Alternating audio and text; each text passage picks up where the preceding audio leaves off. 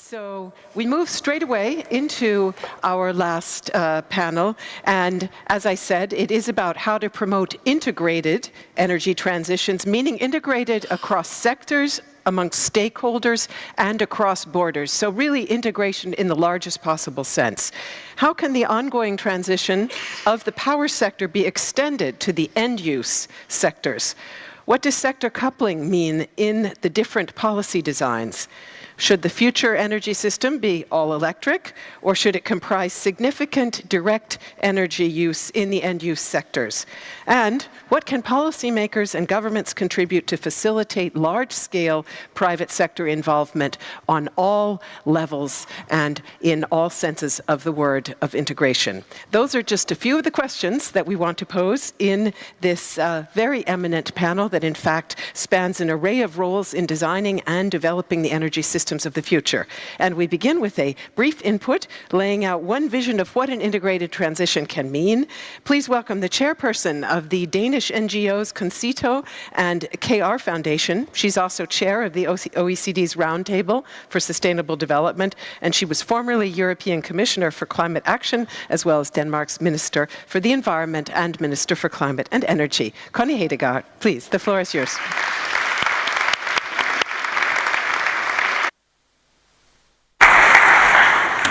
Thank you, Melinda, and you will all understand that given my background, as was just described now, in politics, I'm definitely going to use my maximum of 10 minutes to say something about sort of the policy responses to this, the policymakers and the governments, how can they contribute to all the challenges we have been discussing here for a couple of days. The more technical questions, for good reasons, I will leave to some of the other experts that will come up here. But before I go into sort of what is it that is really needed on the policy side, I just thought we should take maybe just 10 seconds to celebrate how far we have actually come. I understand that for 2 days now you have been discussing all the challenges here, and I understand that if you're working in your daily life and you're chairing and presiding over energy companies or technologies or whatever, there are so many challenges. But still, if 10 years or even just 5 years ago we had been here and we had said to each other how far advanced the world would have been when it comes to more and more renewables, getting the price down on renewables, all these things that we want for a lot of other purposes, then many of us would not have believed it. If in doubt, just go back and revisit some of the forecasts by the International Energy Agency. I mean, nobody saw how fast this change could actually come by. So I know that there are no roses without thorns. So now we have the challenges with a lot of cheap energy, potentially abundant energy. It challenges the traditional business models. It also challenges our ability to change and transform with the speed and the scale that we need. And it very much challenges the political system's ability to pursue coherent policies, to have a coherent way of regulating and of planning. Just one example. Yes, we are expanding in many countries in renewables, also in the country we are in here today. But while that is not a walk in the park, it is even more difficult to close down obsolete capacity, old technologies. And it must be part of the political responsibility, not just to sort of move forward with the one side of the coin, but also being able to sort of take the consequences, because else the consumers, the citizens, and the businesses will have to pay a price they else need not pay. Let me give just one example. I'm sure that you've been discussing a lot electrification, and also electrification of transport. I happen to be on the Volkswagen's sustainability board. I don't need to explain to you why they thought they needed such a board. But of course, Volkswagen, the biggest car manufacturer in the world, has really now decided to pour 30 billion euros into electrification over the next 5 years. Great. But the big fear is, what if the demand is not ready when the products are ready? What if policies and realities are getting out of sync? What if the infrastructure is not ready? I mean, it's not enough to find out how to produce intelligently, how to produce energy intelligently, and how to produce electricity intelligently. Now it's also about how to use energy intelligently. So what to do next? Well, as I mentioned, there must be some continuity and some coherent policies. That must be the first prerequisites for having more partnerships, public-private, and have more private investments here. We must also realize, also at the policymakers level, that winners and losers in this huge transformation is not one-to-one the same. I think that we still need to address more the social component here, social strategies, how to cope with such a big transition, and how to reskill employees. There's a huge challenge there that I think is one of the reasons why we are not moving to the scale that we need with the speed we could do otherwise.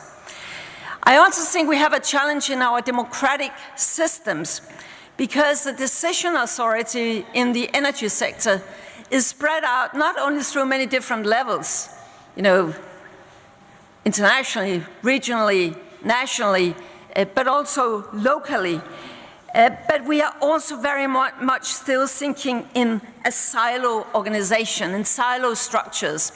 In Denmark, I'm from Denmark, we have a transportation minister who recently had a question on CO2 emissions and transport, and his answer to that was, you'll have to ask the climate minister about that because I'm responsible for transport. I mean, that kind of silo thinking in politics, we have to do away with, or we will not be able to make the holistic approaches that Melinda was talking about. So that get away with the silo organization, we must think much more cross-cutting, and the targets and the direction set must be really, really clear and long-term, because else we cannot sort of have all the different levels of decision makers being a sort of consistent part of the whole solution. I think that this to create an enabling environment that is steady and reliable, that is probably the biggest challenge we have ahead of us. And we have so many examples, so many countries, and the one we are in now is just one example how challenging this is. I have 2 points more, and I think really to get there, maybe the most important reform needed at the policy makers' end, that is to get the pricing right. And no, I'm not just talking about emissions trading and things like that, but the whole incentive structure, the polluters pay principle, not just talked about, but implemented. A consistent way of pricing externalities, pricing waste, put a price on inefficient use of resources and of energy, and the opposite, rewarding those who are using, for instance, energy maximal efficient. And one thing, having the 2050 perspective in everything we do, in all the decision makings.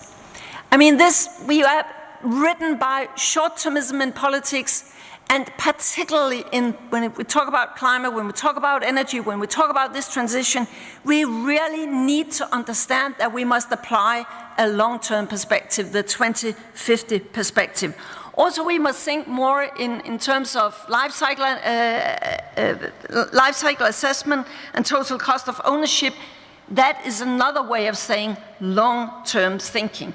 I know that to you, this seems just, almost naive. Don't we do that? No, we don't. And particularly in finance ministries, for sure, that is not the case, and it's one of the really big challenges here.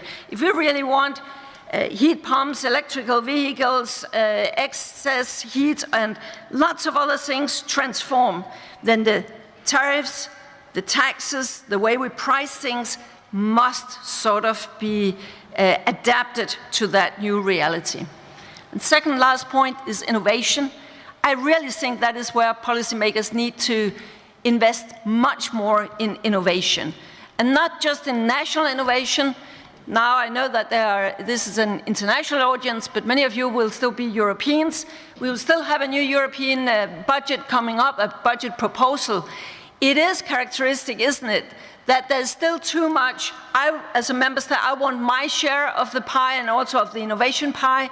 Why is it that we are not much better to understand that we have signed up to some international agreements, the SDGs, the Paris Agreement, all this, and we must pool our resources much more to maximize how fast we can make the innovation, including the social innovation. But we must use data, use digitization, all these things. There's so much we could do by a much more coordinated effort in the innovation field, and of course, private and public together. And in parallel with that, we should also not shy away from smart standards. There has been a tendency recently that standards, regulation, that is red tape. No, it's not red tape. Intelligent regulation, that is not picking winners. It is not red tape. It is what it takes to enable, to speed up the innovation that we so badly need. I just want to end up saying, I really see some hope for us taking some bigger leap also in the energy sector. And why is that? It's because I really see investors starting to change track. At Macron's climate summit some months ago in Paris, celebrating the 2 years for the Paris Agreement, I mean, the world's largest insurance company said they're not any longer going to insure coal. The Norwegian sovereign oil fund said we are not only going out of coal investments, now also we will go out of gas and oil investments. Bank of England Governor McCarthy said then and said recently he warned the whole sector of what he called a Minsky Moment. And honestly, I thought, what is a Minsky Moment? Minsky was the economist that before the financial crisis warned everybody that a huge economic crisis would come. But people would not listen to him. Why is he mentioning this here? Because he says if we really in the investors community do not get it, how big the risk is by not doing this transformation, and if we are not changing our investments, then we are in for a huge Minsky moment. I really think that when it comes to investments, pension funds, banks, then we really see on many continents that investments start to change direction, and as money makes the world go around, that is really what is needed to get the energy transition speeding up and scaling up. So we must talk about this, talk the transition up, make it tangible to the citizens. What are the positive things in this transition? We must invest more in innovation, and then we must create an economic system. We must work with economic models that rewards, allows for long-term thinking. I really think that this last point is probably the most important help that the policymakers can give to your sector and to the industry. I think there is a risk that too many people only have the 2020 or the 2030 horizon when decisions are being made. What we really need to grasp and understand is, no, this whole transition is not stopping by 2030. It's even not stopping by 2050 with 80% or 85 or 90%. We are going to a zero-emission world, and really to grasp that and to incorporate that long-term perspective in the way we measure growth and in the way we take economic decisions, that is the right way, as far as I can see it, not just to more sustainability, but also to more economic sustainability. Thank you.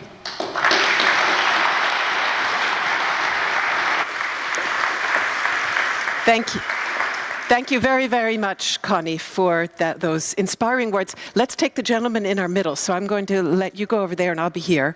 And may I ask the other panelists to please join us now on stage?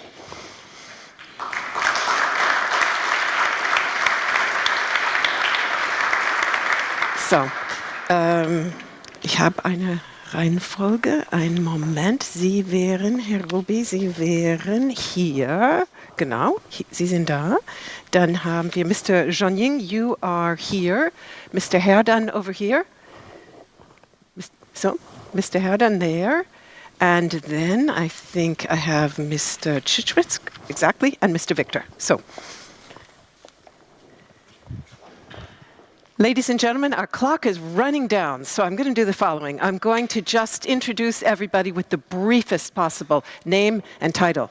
I'm also going to ask them all to give us an opening reflection on what they've just heard from Connie, but I'm going to ask for them to be as brief as possible on that as well, because Mr. Zhongying, who I will introduce in just a moment, has to leave us at 5, and I'm very eager to hear a bit from him. So I'm going to ask everybody to be very, very disciplined, and then we can perhaps get a little of the way into our discussion. So seated next to me, Mr. Thorsten Herdan is Director General at the German Federal Ministry for Economics and Energy. He's responsible for energy policy, heating, and efficiency.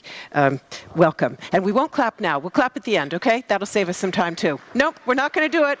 Nope, no clapping. Next to him is Professor Wang Zhongying. He is director at the China National Renewable Energy Center, which assists China's energy authorities in renewable energy policy, research, industrial management, and development. And we're very glad to have you with us, at least for the first part of the discussion.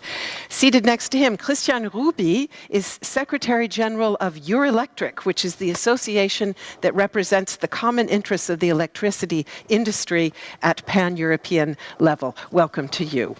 And then comes Heiko von Tschischwitz. He is founder and CEO of Anyway GmbH, which is the first peer-to-peer energy trading platform in the world, and he was the founder of Lichtblick, which is Germany's largest independent green energy retailer. And next to him is Mr. David Victor. He's professor of international relations and co-director of the Laboratory on International Law and Regulation at the School of Global Policy and Strategy at the University of California, San Diego. He also heads up the university's Deep Decarbonization Initiative.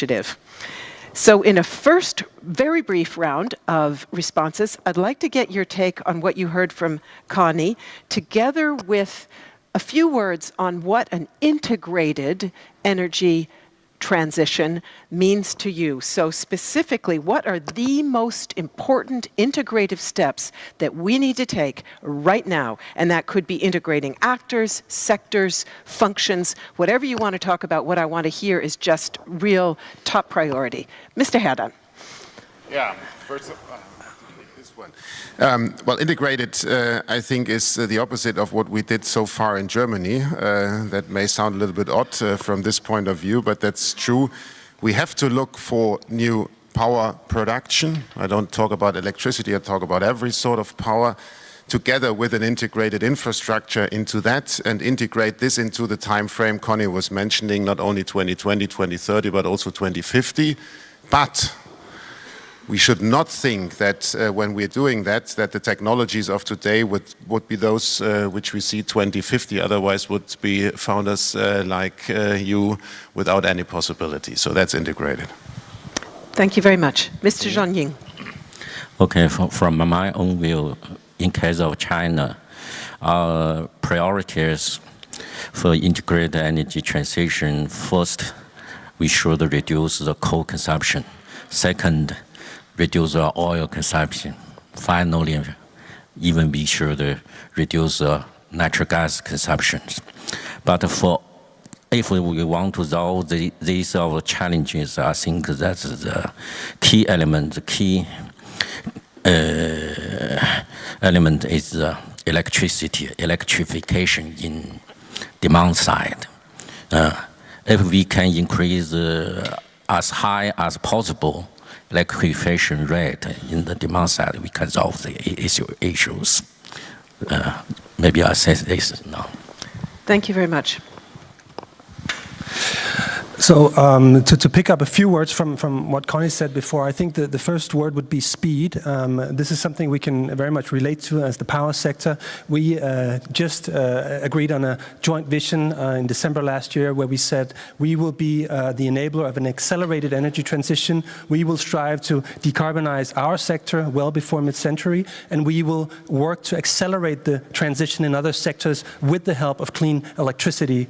What we need from policymakers to do that, of course, are investment frameworks more than anything else. We're going to need a lot of money for this transition, more than we can find in the power market, and that means we need solid and very predictable investment frameworks. So, to come back to the question of a one keyword for this integrated energy transitions, I really think it's about integrating electricity in other sectors, integrating clean electricity in transport, and in the heating system, and reinventing the industrial processes that are very CO2 intensive today with the use of clean electricity. Thank you. Thanks. So I think Connie did a great job, good intro, so I agree to anything you said, and maybe just to add one key thing, I think it is very important to integrate the people into the energy transition. That's something we heard before today and yesterday, and in my view it's absolutely key, not only integrating them in producing energy, that's already done, I think. We heard it just in the panel before that Bangladesh is actually leading with 25% of the people producing solar power. Germany is second at the moment with more than 1 million people producing energy. But until today, they are more or less forced to pretty stupidly just feed in the surplus energy they are not using for themselves. And giving them the opportunity to trade the energy, to become a small utility and earn even more money would definitely motivate much more people to invest in renewable energy. And that's, I think, key for success. Thank you. Mr. Victor. Great, thank you very much. And let me join folks in applauding Connie's terrific opening remarks. I wanted to say two things in response. The first is I think integration revolves around electricity. All different power and energy sources, sure, but it's likely that electricity is going to be the backbone of this. And we have a concept in international relations called soft power. Sometimes countries lead because they're big and powerful and strong, hard power, and sometimes they lead with ideas. My country used to do that, maybe not so much now. But on renewables, Germany's doing that. And I think a lot of folks in the world are looking to see how we're going to integrate large amounts of renewables. And I think the new report, the ARENA IEA REN 21 report that was released this morning got exactly right, that there are very few markets in the world that are yet at the point where we need to really do hard things to integrate renewables. And there are a lot of ways of doing this, more grids, more demand response, more storage, a variety of other things. But people around the world are trying to figure out how you actually do that at scale and what it's really going to cost. So that's the first thing I'd say. The second thing is I want to pick up on what Connie said about getting the prices right. It seems to me that we are simultaneously torquing the energy system to introduce large amounts of renewables and then also make big reductions in emissions. And this is a different energy system from our grandparents' energy system. And moving in that direction without flexibility in the policy instruments, simple, clean, significant prices, flexibility across different strategies. I'm really worried that we're going to introduce a sclerosis inside the energy system by having a policy for solar, a policy for wind, a policy for storage, a policy for nuclear, a policy for coal. I'm just describing how my country does it, and I understand that most of the rest of the world does it that way. And the bigger the effort, the bigger the shift to renewables, the bigger the reduction in emissions, the more necessary it's going to be for us to have flexibility in those policy instruments. And I would say pretty much every government right now is doing exactly the opposite. Thank you very much. Connie, may I come back to you in just a moment, because I do want to ask a few follow-up questions to Mr. Zhongying before he has to leave us. So the subsequent discussion that we're going to have here, Mr. Zhongying, is going to be a bit more about sector coupling. In other words, about what you talked about, the role of electrification. It's also going to be about bringing consumers in. And thirdly, I'd like to talk at the end about disintegration, meaning decommissioning coal. So since you're not going to be there for that part, maybe we can briefly talk about that with you. You talked about China's intention to phase down coal. What kind of measures can you work with to get the sort of flexibility that you will need to do that? And what kind of timetable do you have in mind when you talk about that phase out? Okay, thank you, Chairman. Just follow up, I said the electrification is very important for the integrated energy transition. For example, in case our study, even so far in the present situation of China, we already started electrification activities in transportation sectors. For example, our high-speed train. Second, for electricity vehicle, we said the new energy vehicle. So this is very popular in China already. I think for next step, even for the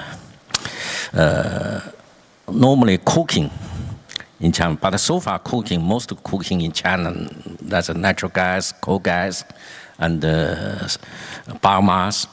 But I think next step, even for cooking, we can transit to electricities. So overall this sector, even industrial sectors, I think we can move to the 100% electrification. See, this is our one set first thing. The second, about just one brief question, heating and cooling? Do you have a clear plan? Depends. Heating, cooling, that's also depends. If we have the heat pump, the technology for the geothermal heat pump, and also in China, you know, the rooftop, we have the solar heater. That's the #1 of the world. We can directly use the heat. We don't need the transfer to electricity than to the heat. This is so. Second, I want to say, in case of our study, by 2050, if our end user electrification rate reaches 60%, total primary energy we can, how to say, just 80% of the present primary energy supply that can meet our whole country's energy demand. If not, that's another preconditions. 60% of electrification rate, but in electricity production,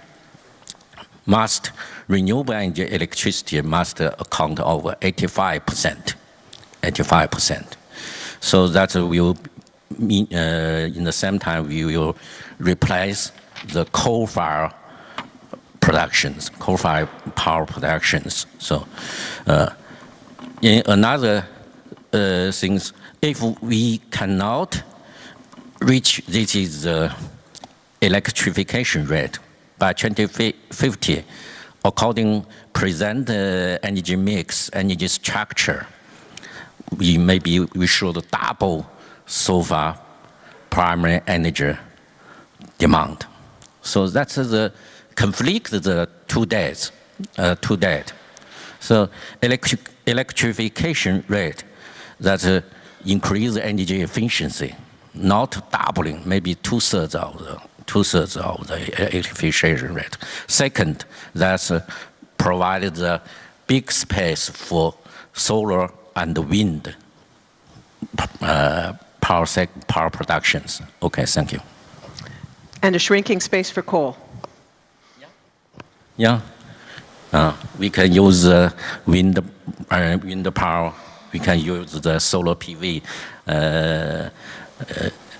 Yesterday morning in Armin speech, and also mentioned that last year, in 1 year, we increased 53 gigawatts of solar PV.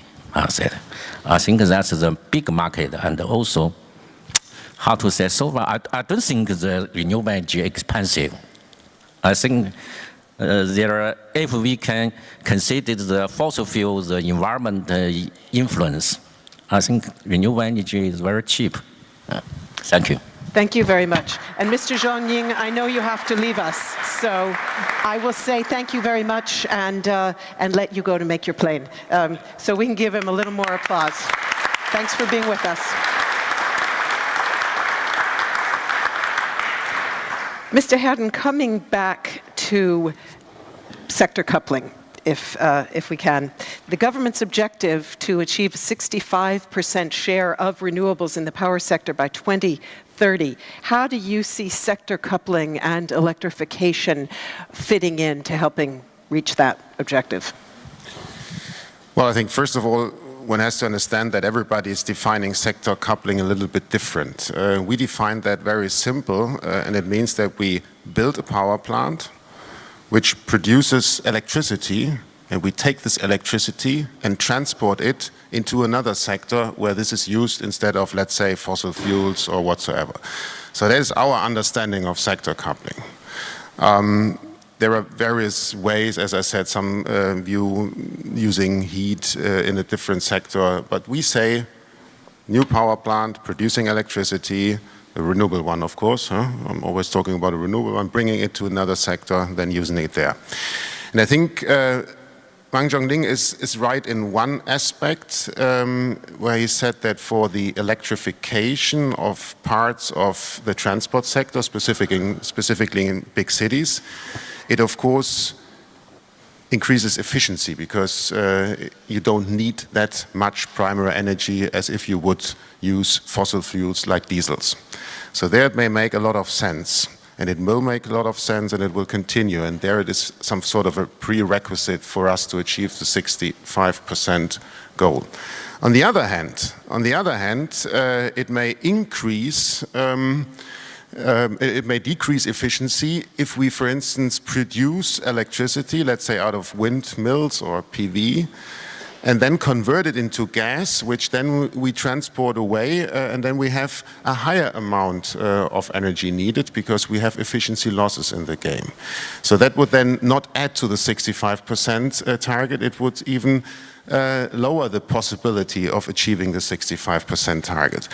And therefore, I think it's very important that we are not going and there I don't agree with my good friend Wang Zhongling, the all-electric route. I think the all-electric route is a nonsense, to say it very clear here. It is in that case a nonsense because if we would know of today that the future will be all electric, then somebody of us must have a glass bowl in its hand.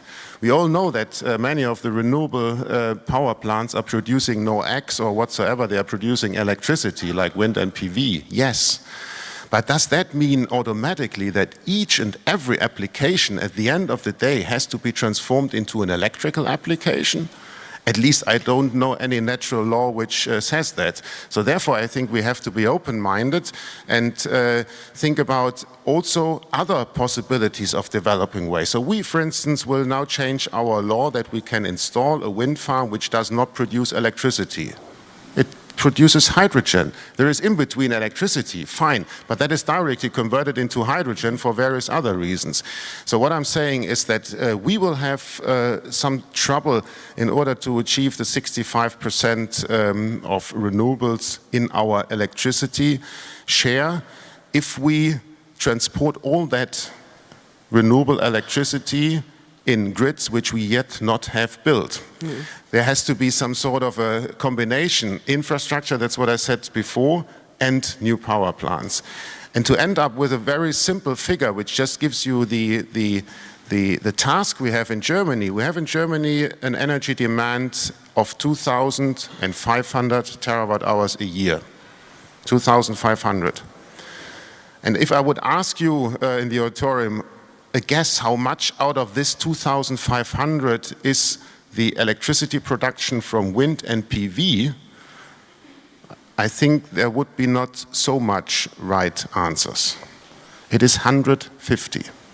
So out of 2,500 terawatt hours energy demand in Germany, we are producing with wind and PV and electricity 150. So everybody's looking into the 150 and say, oh, I want to decarbonize myself with this 150. That does not work. So that means that we have to find different ways, not only simply say we have to electrify everything, because then we may end up with electric applications, which then would have to use fossil fuels which are producing electricity, otherwise they cannot run. That's just a matter of fact of integration. You have to do it together. Thank you. So given the flexibility about what people understand under this term, sector coupling, let me ask you, Mr. Ruby, what it means for your industry. Does it in fact mean all electric? We heard, by the way, Mr. Zhongying did then say to my follow-up question, well, solar thermal does play a role for China. So in fact, maybe backing off a bit from that all electric concept. But how do you see it? Would you like to force end uses like solar thermal out of the market? So to the question of whether we're talking about an all-electric society, the answer is, as Thorsten said, no. But we're certainly talking about a more electric society, and there is absolutely no way to decarbonize without more renewable electricity, without more clean electricity. It's just a no-go. So we need to be very clear about that. That does not imply that we need to go from today to tomorrow to 100% electricity, and it's not going to be feasible. When we look at the longer time scales, we're seeing a significant increase in the share of electricity across the economy, depending on how deep you go. And that's another interesting thing in relation to this Paris Agreement. If you want to increase the ambition on the climate targets, move from the 2 degrees debate to the well below 2 degrees, 1.5, you're talking about a very, very significant increase in the use of electricity across society. But that does not imply necessarily an all-electric society. I think one thing I take up from Thorsten's remarks is that sector coupling, if you produce hydrogen with a wind turbine, well, for me that's still a very significant, to a very significant extent, an electric process. It's electrolysis and it's electric generation. So that is an indirect electrification process in my terminology. The question is, what part of that, as you also rightly mentioned, is cost effective from a societal point of view? And here we're looking into a very, very, very detailed analysis that we're currently conducting to find out what is the right split between these energy carriers and what is the right split between these different parts of the total energy infrastructure. And here, just one preliminary comment in this context. The future gas system will be a smaller gas system than the one we're seeing today. It might not make sense to the same extent, especially if we're moving into these very, very ambitious climate scenarios, to have as extended a gas system as we have today. We might want to focus that more on industrial processes, on seasonal storage, and the things, let's say, on the functions, the energy system functions that we can't perform with other energy carriers as we know it today. Thank you very much. Mr. von Tschischwitz, your response perhaps to what you've heard here, but also how you see sector coupling translating in a decentralized and prosumer-focused world. Yes, I think that's a very important question, whether we are discussing sector coupling in a centralized world or in a decentralized world. And I'm a strong believer of an all-electric world, even if I, of course, agree there is no law and it won't happen in the next 5 years, but there will be more and more electrical production just because the market forces will be so strong. Solar power has become already so unbelievably cheap, and I'm talking about the last 20 years, but I'm especially talking about the last 2 to 3 years, and it will continue like this. So in my future world, and we are talking about the future and not about the past and about today, in my future world, each and every household with a roof will install a PV system on it, just because they can earn money with it. It has not so much to do with climate change protection, you know. The people, they care about earning money, and they will just do it because they can earn money with it. And then they will all ask themselves the question, what are we going to do with the electricity we don't need for our electricity demand? And the most efficient way in a decentralized world to use this surplus energy is not transporting it to other users, but using it at home for mobility or for heating in connection with a heat pump or so on. So this will actually grow from the household level up. And that's a very, very strong force, I believe. Thank you very much. Now I'd like to get comments also from Mr. Victor and from Connie Hedegaard, perhaps also in response to how policymakers can facilitate, if in fact you think that's a good aim, to facilitate exactly that kind of expansion and flexibilization, as we might call it. Mr. Victor. Yeah, so let me talk a little bit about what we're seeing in the scientific literature, and then I'm very keen on to hear Connie's views about the policy side. I was one of the authors of the last IPCC report, and so in the eyes of my family, I spent 3.5 years flying around to all the remote corners of the world to have meetings for no obvious purpose. But one of the things we did in that report, one of the few things that the energy modeling community can agree on is that a world that decarbonizes is a world that electrifies. I don't think we see in the energy modeling work 100% electrification. That's very aggressive and very difficult. There are some end uses, you know, freight. Václav Smil has this very powerful chart about the power density of aircraft. You know, the Airbus 380, very hard to run on batteries, you know, especially at takeoff. And so there are these functions that are going to remain non-electric. But it seems like it's going to be an electric world, but I do think that there's a sleight of hand that a lot of us engage in that's very dangerous here, which is to assume, therefore, that the sources of electricity are going to be renewable. And they might be renewable in Western Europe and parts of America and a few other places. But in other parts of the world, for example, we're seeing a build-out of nuclear. Abu Dhabi, we have the first of 4 reactors being commissioned this year. We see more in Saudi Arabia, big Chinese build-out of nuclear and so on. CCS, plausibly, in other parts of the world. So I think one of the caveats in the electric story is that renewables is not the same thing as decarbonization, and the cost, most of the scientific research suggests that if you just think about this as a renewables problem, that the cost goes up by a multiple. The other caveat I'd like to put on this is about electricity. Most of the results suggest that the world is going to become electrified because electricity is an energy carrier. And so you can't directly consume, except for natural gas, we're seeing the end of direct consumption of fossil fuels. And so there's got to be carried to the final use in some way. Natural gas might end up being a carrier if we can decarbonize natural gas. Hydrogen might end up being a carrier, embedded hydrogen in wind production or solar production. Hydrogen's actually a very interesting carrier. So I would say I put my money on electricity as a carrier, but we haven't yet really seen the competition for the different energy carriers. And the last thing I just want to say is I want to pick up on the comments made earlier about natural gas. This is one of the areas where the American story is really, really important because of the fracking revolution, the American economy has moved to natural gas aggressively. And some parts of the United States, not so much Washington, D.C., but some parts of the United States are also decarbonizing, California in particular. And I would watch very closely how the question of the future of natural gas is resolved in California.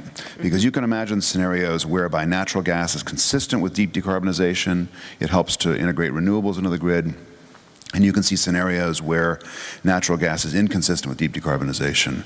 Our lab does a lot of modeling work on microgrids, which are incredibly efficient, decentralized ways of moving the grid closer to the producer, small local grids. And the economics of microgrids are driven by the efficiency advantages of direct combustion of natural gas locally. And so what happens, ironically, is you get a small reduction in emissions because the system's more efficient, and then you get stuck there because you have no alternative other than natural gas. And so I think the question of the future of natural gas is one of, if not the single most important unknown right now around how quickly we go to electricity and whether all fossil fuels are kind of in trouble. Can I just ask one brief follow-up on that? And I guess it would essentially, if we take our title, integration, it would be the question of integrating decarbonization measures like CCS. The Economist a couple of months ago did an extended study that said without those kind of measures, we simply aren't going to get to the climate goals. Yeah, I think that's exactly right. I mean, I'm actually very pessimistic about us meeting the Paris goals. I think we're making a lot of progress in bending the curve, but there's just a world of difference from bending and then diving, and diving is what we need to do. But if we're going to start diving, then CCS is going to have to be part of the story. Probably nuclear in parts of the world is going to have to be part of the story. And I think we haven't yet figured out how to put together the politics and hold them together enough to be able to scale up many of these projects, which is what's necessary for the companies to go beyond thinking of every single one of these CCS projects as a one-off expensive thing to the beginning of a whole business plan where you're going to be making many, many different CCS plans. We're all using one mic, so we're... No, we have one there actually. But maybe I could take it up from there, because I think that's very true, that we need that. I think Melinda in the introduction talked about the holistic approach. And then I also understand very well what Thorsten is saying, because we must keep an open mind. We should not pick winners. Who are we, policymakers or anybody else, to say this is a direction? But we have just the dilemma that somehow too many are still sort of waiting for some kind of signal. Yeah. Where are we going? And of course, I understand very well many of these really complex dilemmas. And without being rude, but I mean, now we know that Germany will not achieve its target. Many countries will not achieve its targets for 2020, or we might not come up and fulfill the target.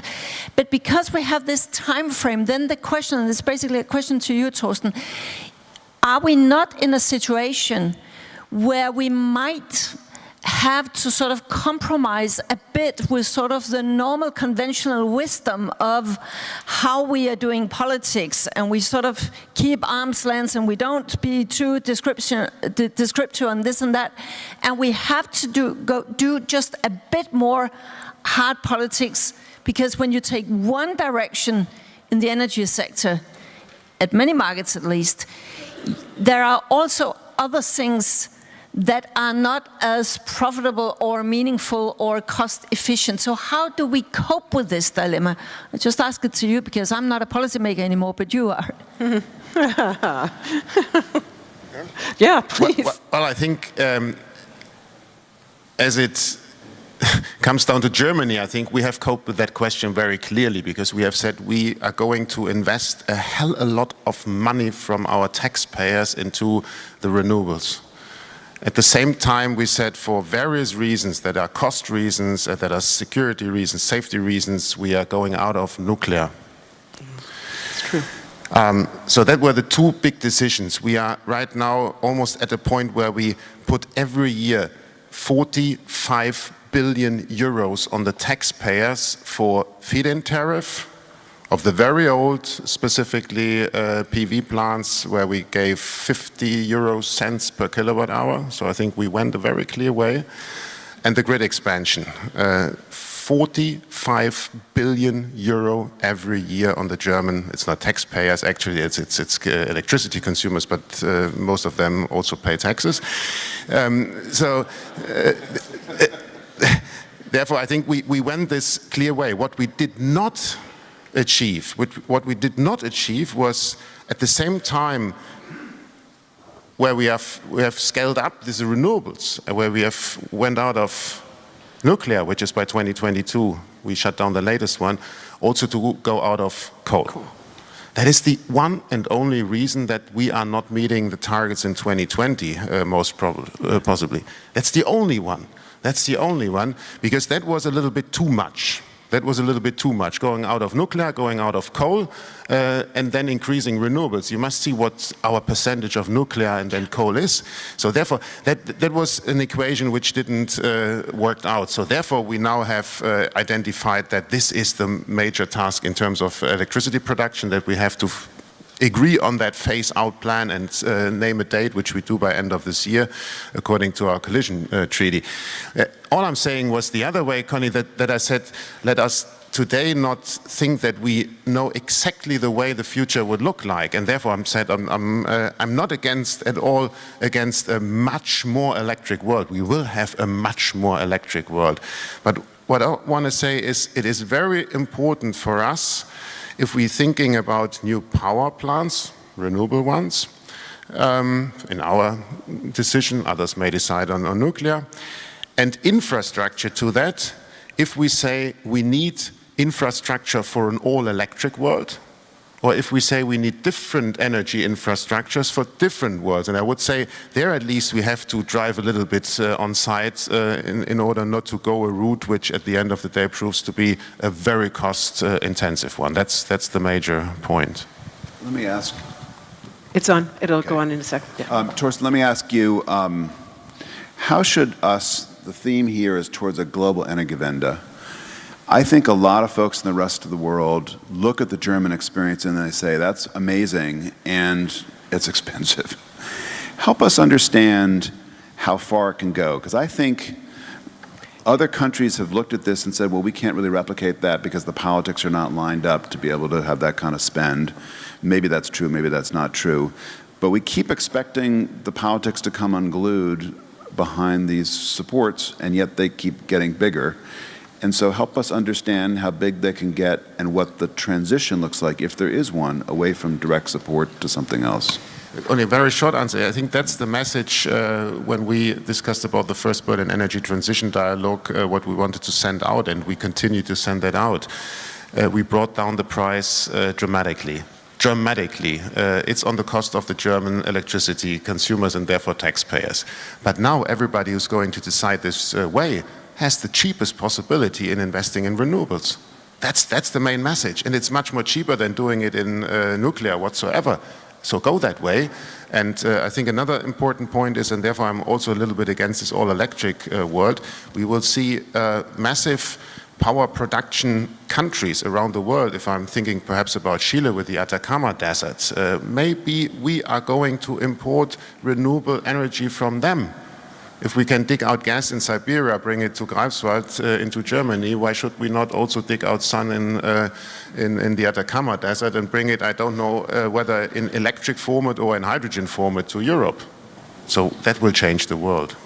Yeah, I couldn't agree more. You just mentioned the 50 cent per kilowatt hour subsidies 15, 18 years ago.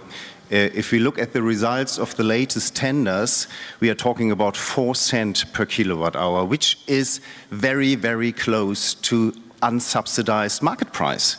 So the Energiewende in Germany was very, very expensive, and it will stay expensive for the electricity consumers for quite a few years. But that's all the past, and we should talk about the future.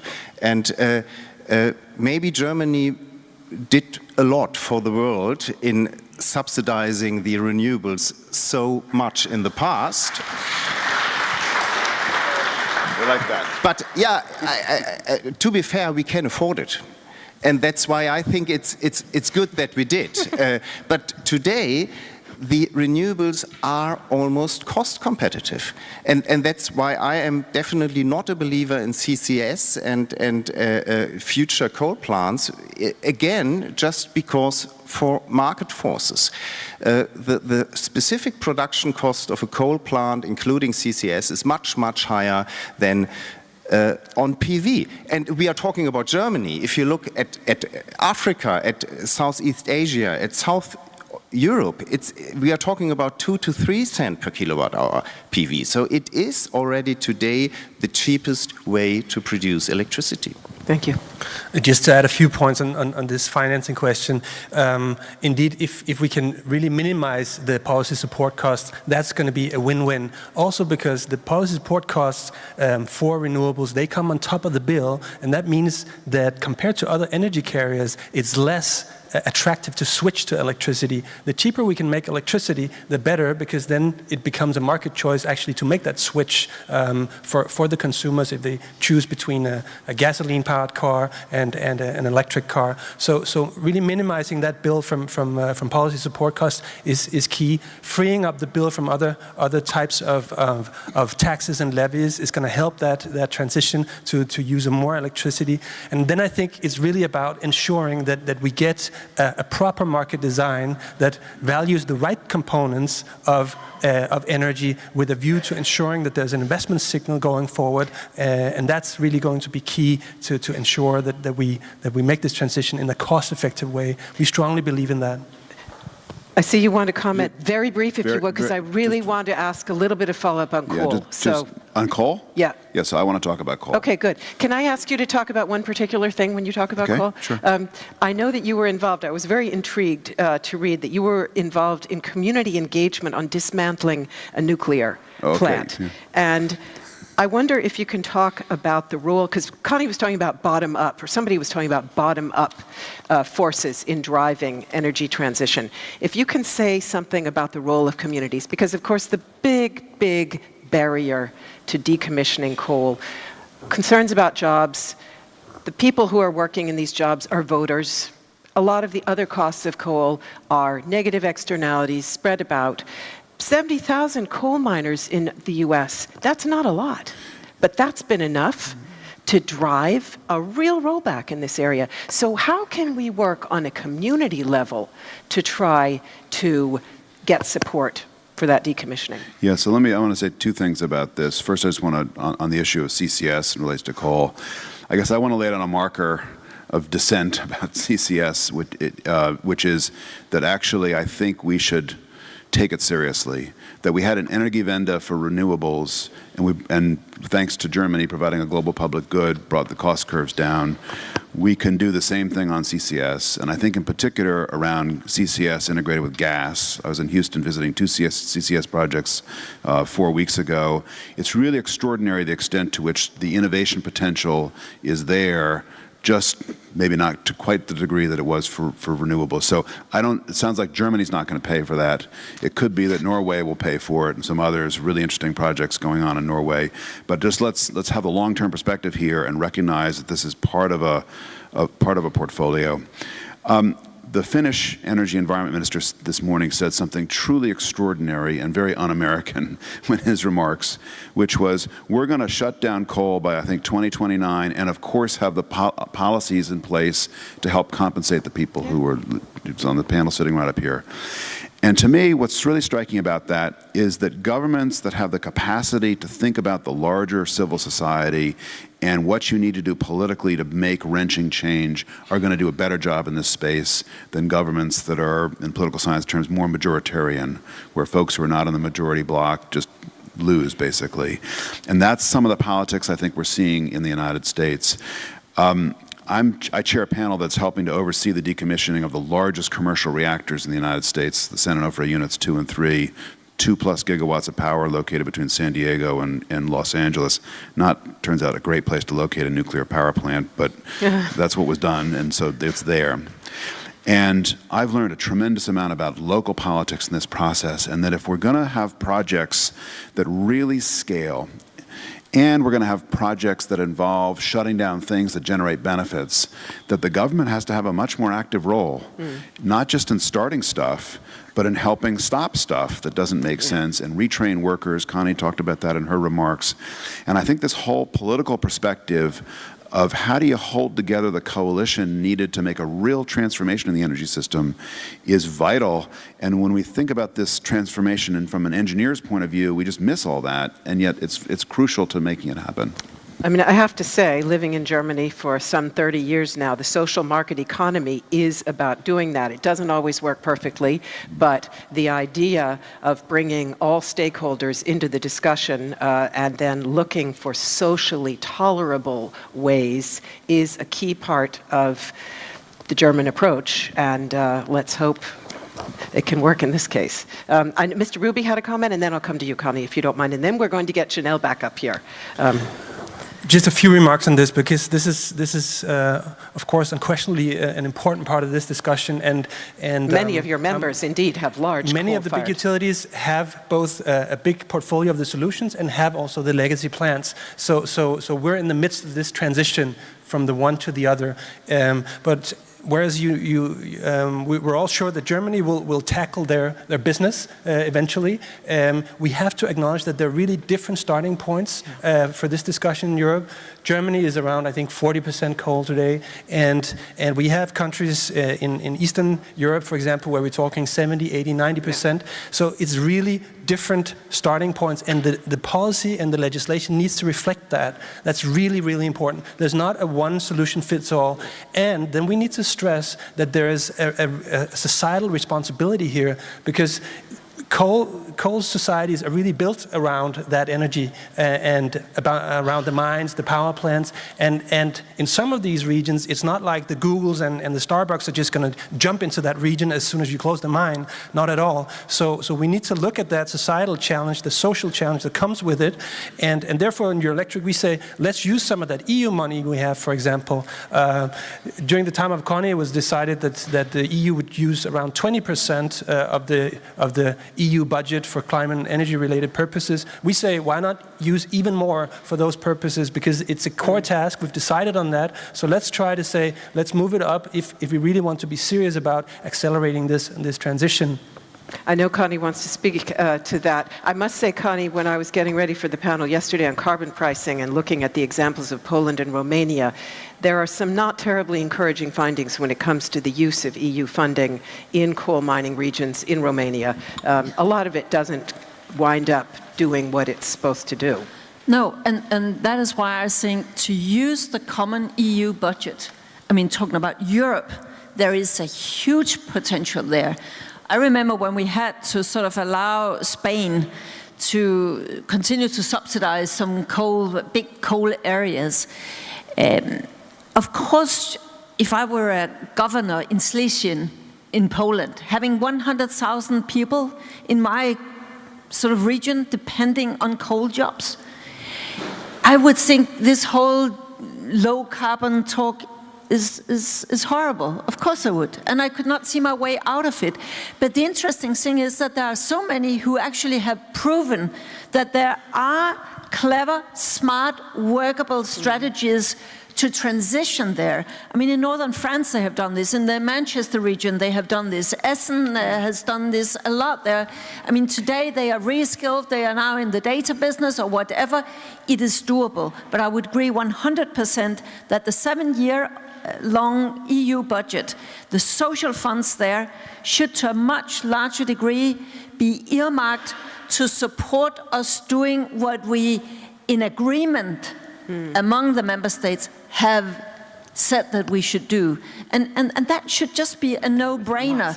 And I must also say, seen from an EU perspective, I think that much more citizens would see an added value in what comes from EU, because why is it that your tax money should go from your capital, from your own nation, through Brussels, if you cannot see a real added value when it comes back again? So it should go for some joint priorities, and this is a joint priority. Thank you. So I think we had a brief comment from Kristian, is that right? Yeah. Yeah, just one more comment on this debate. I think it's also really important to be smart about this and say, first of all, in this transition, we're going to need some backup capacity for a while. And secondly, so let's do it at the right pace. Secondly, let's be smart about how we do it. The places where you have power plants today, they're actually connected to the grid. So think smartly about what you do with the plant. See if you can repurpose it. My president, Mr. Starace from the Enel Group, he took, I can't remember how many of his power plants, and said, okay, let's see what society wants to do with them. Maybe they want to build a fish farm inside one of them, or maybe just a grid service station, because you have an infrastructure there. See how you can use it for the purposes that society wants to use it for. And I think there's really some clever thinking in applying a circular economy principle to this, rather than just say tear it down. Think about what you can use these for, how you can repurpose them to the benefit of this transition. Thank you very much. So let me ask Janelle to return to us on stage. And I think we're just going to blend together those two different parts we had, Janelle, because we got so short on time there. So if you'll join us, and then both give us questions that you have, as well as what you found on the final poll that you posed. Thank you. So let's start with a poll, shall we? Gives you a chance to react to it. So when will global energy sector integration be completed? The majority of respondents say it will be completed in 2050. That's 48%, still less than half. With the next answer in terms of the ranking in 2040, with 29%, 18% of you say it will never be completed, and 5% of you are looking further into the future with 2060. Never say never. Never say never. That goes to the 18% of you who said that. So how about questions? We have two.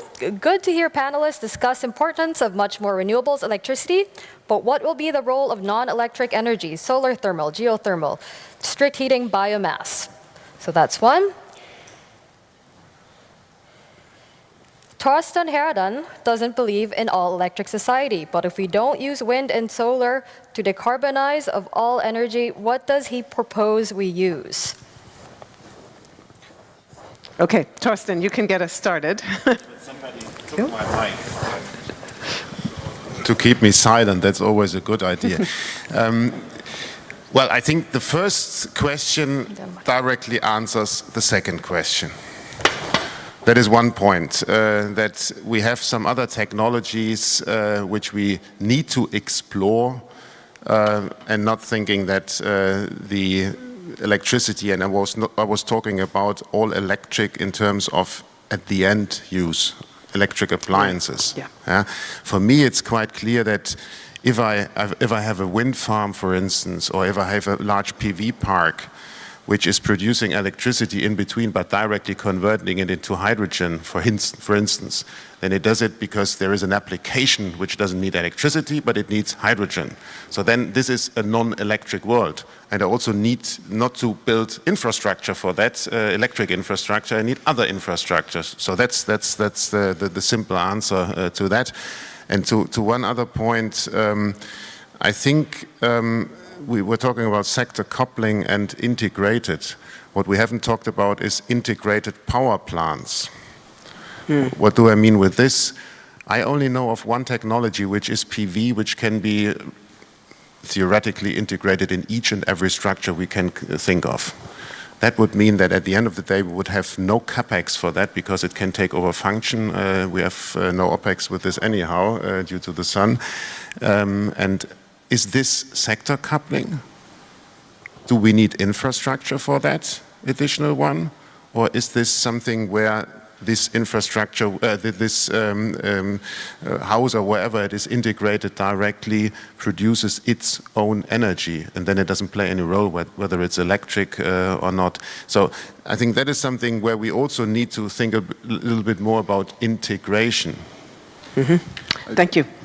I just, two other aspects to this. One is just to richen up the hydrogen discussion. There are a lot of ways to make hydrogen. Some of them are electric, some of them are not electric. And we could end up using a lot of the gas infrastructure and blending much larger amounts of hydrogen. I mean, it's kind of what we did in the 19th century, so we'll be going back to the future for that, producing hydrogen in a different way. So that's a possibility. The other thing is, it's really impressive that here we are talking about the big changes in renewables that are the result of several decades of very expensive policies. We are still in the early stages of strong signals to the transport sector to find ways to decarbonize. And so we haven't begun to see the great competition for that. We're talking today a lot about electricity, and people are excited about electric vehicles, and one guy even sent his up into space. But the innovation potential on the biofuels front of various types or synthetic liquid fuels, I think we've barely begun to see what's possible there. And it could well be that transportation and some other direct combustion uses end up with liquid fuels as the carrier, and that'll be a non-electric future, but one with a very different, some companies placing big bets on butanol right now, for example. Thank you very much. We're out of time. Does anybody have a final word, but I mean really a word, like one sentence, that they would like to say before I close our panel? Thank you. Yes, of course, because nobody has done so far, Melinda. I would like to thank you for these excellent 2 days of moderation. Thank you. Thank you. Thanks. Thank you. And of course, all the team who did this tremendous work for more than 2,000 people, and which also selected you as our moderator. That was extremely good. Thank you. Extremely good. It's always...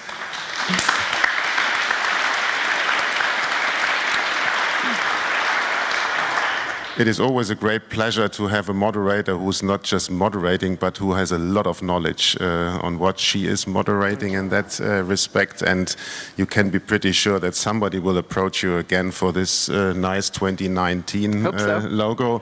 Hope so. And you will have to have really good excuses not to be here again in 2019. So thank you very much for that. Thank you very much. I appreciate that. And then I will say thank you to all of our speakers, and I'll let you leave the stage so that Janelle and I can briefly wrap it all up. So thanks very much to all of you for this truly insightful discussion.